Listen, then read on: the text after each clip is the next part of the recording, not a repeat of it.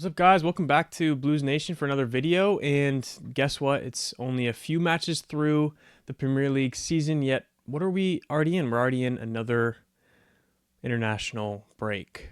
Guys, when I look at the calendar and I see that blasted like week or two between fixtures, and then I realize it's another dang international break, oh, it's just so frustrating. One, the amount of wear and tear on these players is absurd, and two, we just get in the flow of things and then it all gets ripped apart from us. But that's the extent of negativity we'll have for today's video, because there's mainly positives I'm going to focus on today.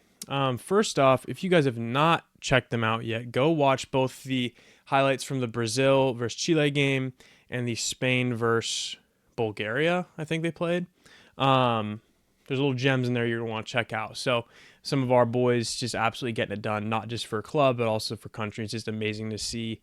Both of those goal scorers from those games we'll be talking about today in different capacities. But as it is a international break, we're not obviously doing any kind of match preview or anything like that. Today, what I really just want to do is, now that we're at the beginning of the season, right? The season's still young. We still got so much to look forward to. That's what we're going to be talking about. What do we have to look forward to? And more importantly, who do we have to look forward to? So we're going to talk about two breakout stars that I think we need to keep an eye on, and then two cornerstone players. And what I mean by that, two players that we are going to lean on for the foreseeable future, that they're going to be the spine of this team, the team that brings leadership qualities, brings consistency with on the field performance, and really just sets the tone for this team as we challenge for the Premier League, as we challenge for a Champions League, as we challenge for an EFL Cup, a League Cup, all these different things. How are we going to do that? Both with breakout stars that are going to be new this year, as well as cornerstone players. So let's go ahead and first talk about the two breakout stars. So first off, guys, I have a couple notes here. We're going old style. I got some handwritten notes that we're going to be talking about today. Just felt right. So my first breakout star for you guys today is going to be Estêvão Willian. And yes, apparently it is essentially Estêvão, not Estêvão, which is, I know, hard for all of us to get used to, but it's a pronunciation, so I think it's more like Estêvão. Why is he a breakout star for me? Because, guys, as we're looking at who this player is, sneak peek, he's the reason I told you to go watch the Brazil game. He has been touted by not just Chelsea, but really the whole world now as one of the next stars of world football. There's Lamine Yamal, who's kind of at the top of the pyramid, and then right behind him is Estêvão. And the cool thing is that I think they're about the exact same age. He's probably, a season or two behind on the trajectory, just from the path he's taken, right? He played in Brazil. Lamine Yamal came up through, La Masia, I think, the academy for Barcelona. You can correct me if I'm wrong there. But now he's catching up. And what I wanted to just find for us real quick is what statistically sticks out for Estêvão compared to other players, to give us something to really not just hope for, but actually expect this season, even though he's playing in a much more physical league, a much more demanding league, a higher level.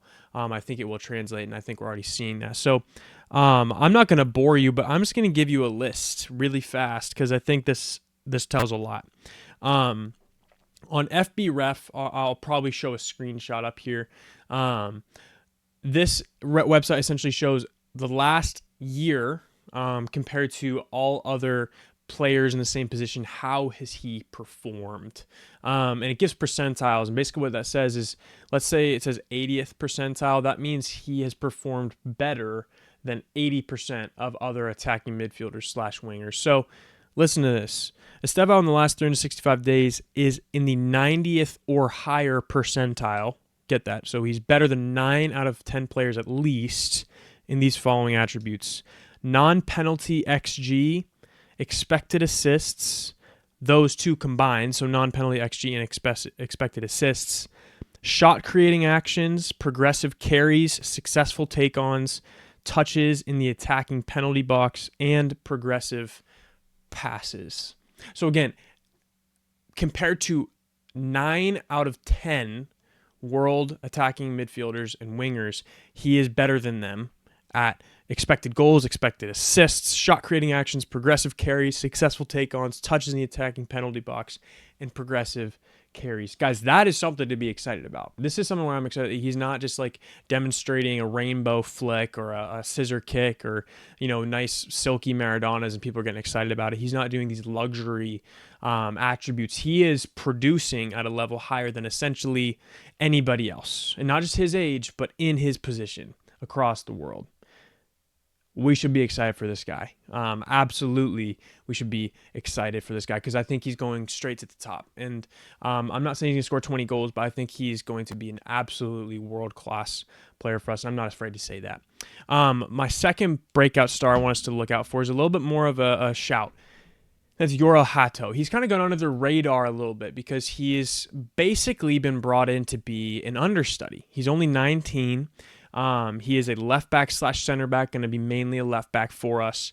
But the reason I'm excited for him, he's only 19. Again, he's very young. He's already captained a very good team in Ajax. So that gets to something I'll say in a second. But other teams that were at least speculated to have very real interest in him were Arsenal, Liverpool, and Real Madrid.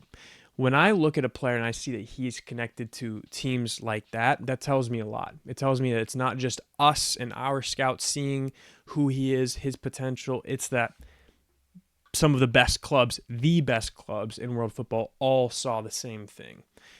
And when multiple 3, 4, 5 clubs are seeing the same thing, it probably means it's not just smoke.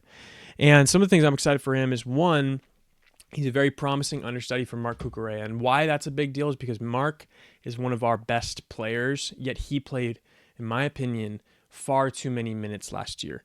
I don't think you can expect him to play that kind of minutes every year, especially in a more intense season like this year where we're actually playing in much harder competition like the Champions League. You need to have quality behind him, and quality with, I would say, upside, where he could potentially become a very special player as well. And lastly, just from kind of a characteristic standpoint, and then I'll talk very briefly about his attributes as a player.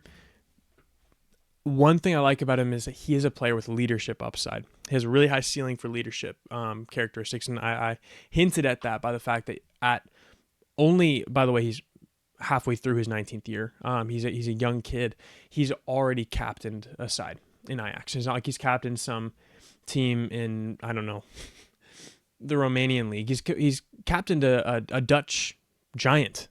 So he has a clearly immense upside from a leadership perspective, and I never think it's a bad thing to have too many leaders. And lastly, his stats are not quite as eye-popping as Estêvão. Not everybody's going to be, basically better than everybody else at 18, but he has some really promising stats. He's in the 92nd percentile for pass completion as a left back. He's in the 84th percentile for tackles, 84th percent for interception, and 81st percent for aerial duels won. Why that's a big deal is those are several really big, really important attributes for a fullback, and he's already better than 8 out of 10 left backs at those different things. So again, he has a lot of upside. I'm really excited to see him, especially as an understudy for Marc. But next, guys, I wanted to really briefly talk about who are the cornerstones for our team. And again, what I mean by that is who are the foundational players who we can lean on, who are going to be straight on the sheet every week. We don't have to question that. They're going to be good leaders, both maybe in a vocal sense, but also just in a way that they're leading, and the way that they're walking throughout the game, the way that they're playing, the way that they carry themselves, the way that they practice. And those two players for me are Marc Cucurella and Trevoh Chalobah. Marc is probably an obvious one. He's not a captain necessarily. He's not somebody that's going to be putting on the armband. Another shout for this could absolutely be Moises Caicedo for me. But Marc is somebody who I think is maybe behind Hakimi and maybe Nuno Mensch. I would say one of the top 3 left backs in world football right now. And people don't consider that because he's not this flashy winger type of fullback.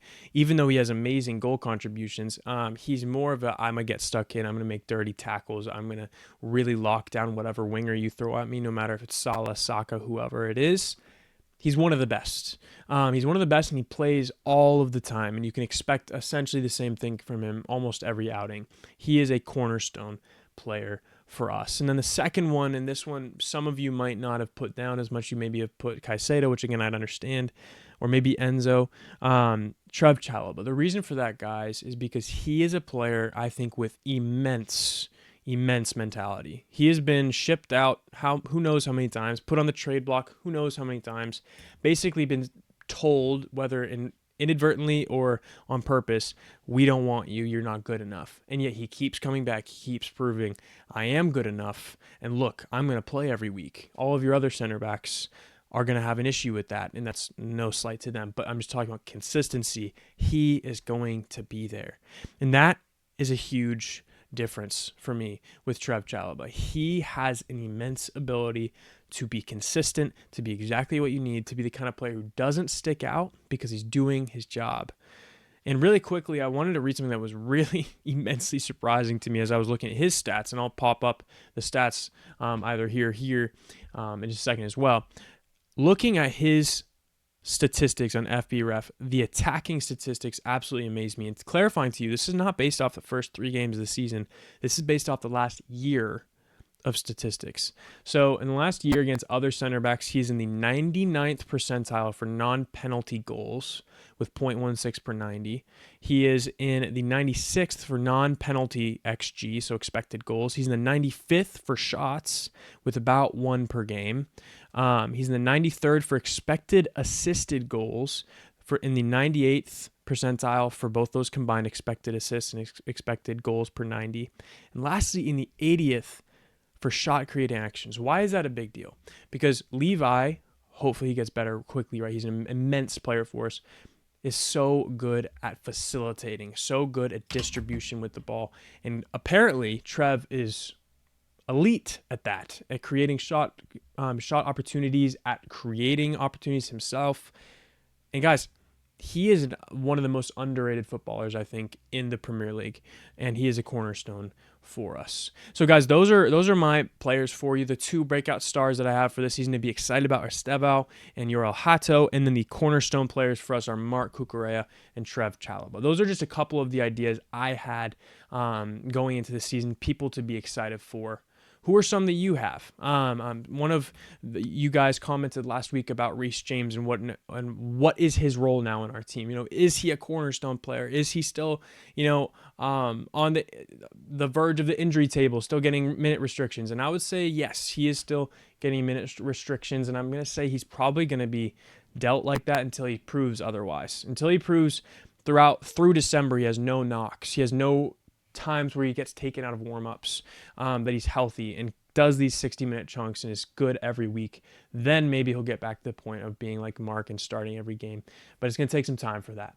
And I think that's okay, because I think Malo Gusto is a really good player and a really good, I don't even know if you can say understudy, co-worker, I don't know, at right back for Reece James. So I don't think we lose too much, but at the same time, I will say, if you have a healthy 100% Reece James, you are a better team, period. If you have a healthy 100% Reece James, you have the best right back in world football. We haven't seen that in a couple years, in my opinion, but I do think he's getting back to it. So that was just a quick look back to one of you guys commented, what are your thoughts on Reece James in one of our previous videos?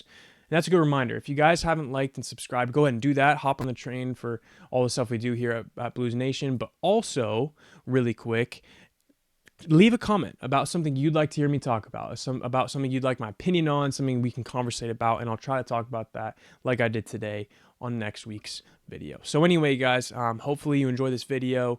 It was fun kind of talking about what we can hope for this season, because I think there are immense hopes we can have for this season for our Blues. So guys, up the Chels, and I'll see you next week.